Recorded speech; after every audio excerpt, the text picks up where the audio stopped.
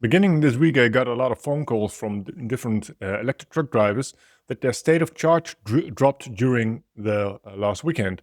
And in the Netherlands, it's beginning January, and the temperatures are going towards freezing. So it's 1 or 2 or 3 degrees Celsius at the moment.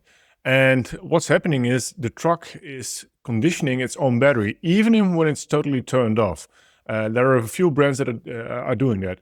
So let's have a look at what the energy consumption is and what you can expect of the energy drop of the state of charge drop during such a weekend. I made a calculation tool, and I will explain it when I explain the calculation tool. So let's see, we have a 540 kilowatt hour gross battery capacity, of which 70% is usable, so the depth of discharge is 70%, which makes the usable battery capacity 378 kilowatt hours of battery capacity.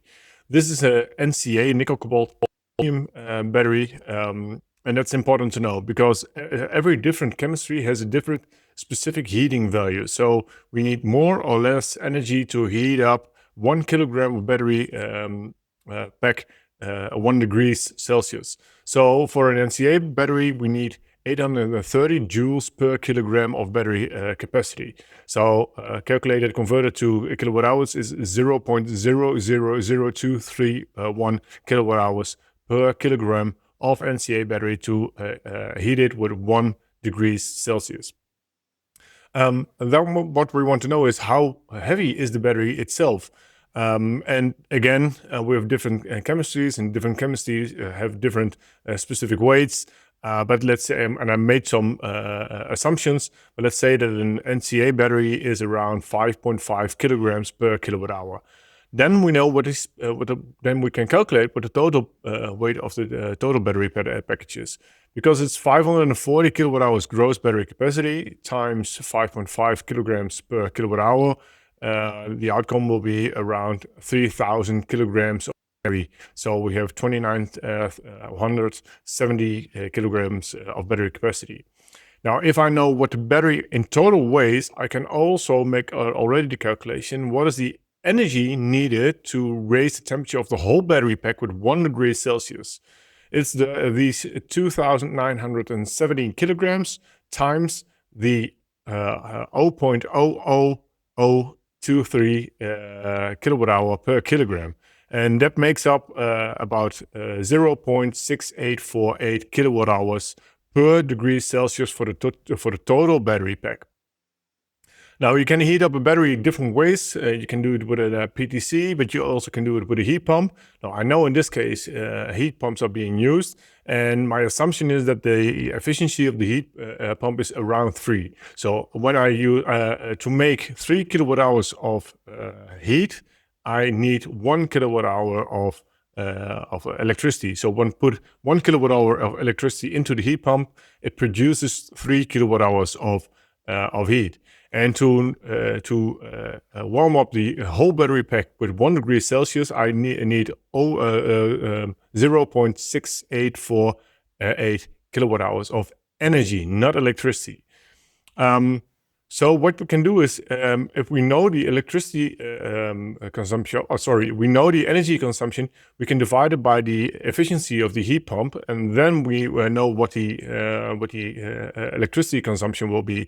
So it's the 0.6848 divided by 3 is 0.23 kilowatts. So I need 230 watts to let the heat pump work and make the battery 1 degree higher.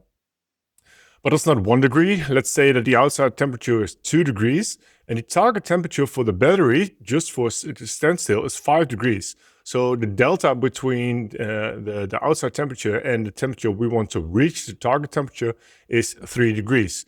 Now, then we can calculate what the total energy consumption of the heat pumps will be. It's 3 degrees times the 0.23 kilowatts is 0.68 kilowatts, what I'm using on energy.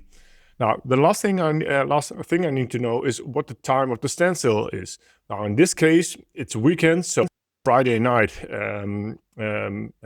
we are putting away the truck, and on Monday morning we are starting it up again.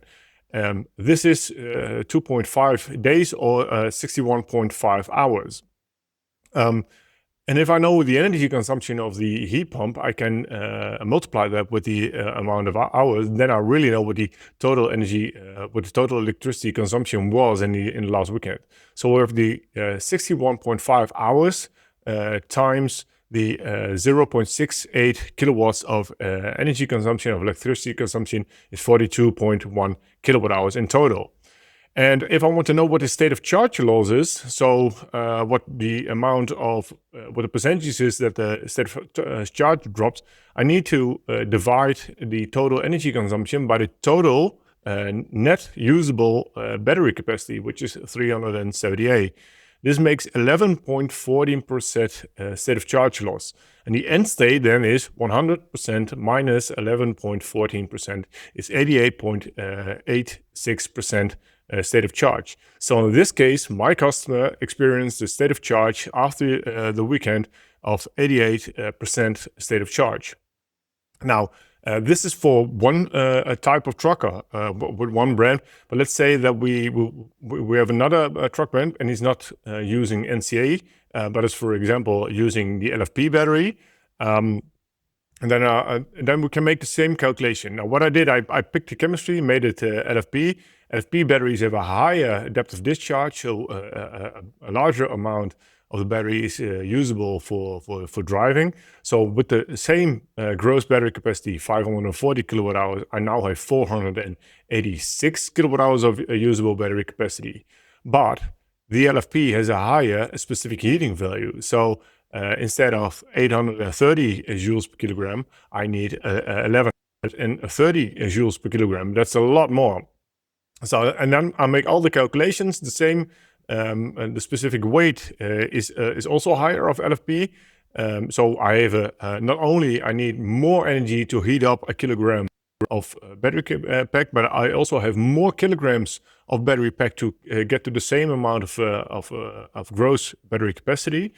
So those two add up. Then the rest stays the same. So the efficiency of the heat pump stays the same. The temperatures stay the same, and the time stays the same. Then what I see in the end is that in this case, the total energy consumption during the weekend was 67.8 kilowatt hours, divided by the 486 kilowatt hours of usable battery capacity is 13.94% of state of charge loss, which that's why you end up with 86.06% of state of charge within this case. So, and all the parameters, they can differ from time to time. It can be colder, maybe there's a different target for the target temperature for the battery. The efficiency of the heat pump can be better or could be worse. The total amount of battery capacity could be different, but this is